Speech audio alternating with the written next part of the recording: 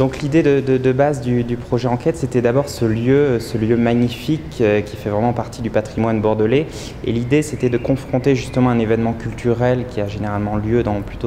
à Bordeaux, en tout cas au 308, à la maison de l'architecture, au bassin à flot, au niveau de la base sous-marine ou au H14, donc plutôt dans des hangars, dans des friches industrielles. Et l'idée, c'était réellement là de se confronter plutôt à un bâtiment typiquement bordelais. Donc en l'occurrence le muséum que l'on a choisi avec la ville, et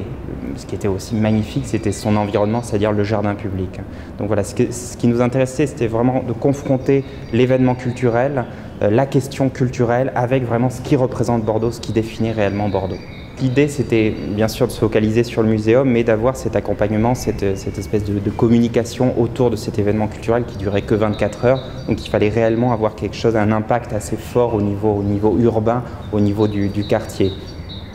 Donc l'idée, c'était toujours de travailler sur cette confrontation, et donc on s'est vraiment, tout le travail de la scénographie était plutôt sur l'idée d'un chantier, un espèce de chantier ouvert, un chantier permanent comme une question. Et donc l'idée, c'est d'utiliser comme ça,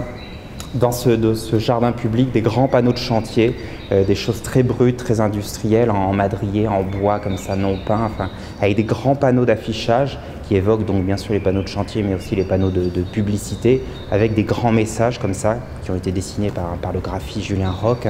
et qu'on retrouve comme ça depuis le cours Clémenceau jusqu'au muséum, qui crée vraiment un appel vers l'entrée vraiment du muséum et ensuite de la scénographie intérieure.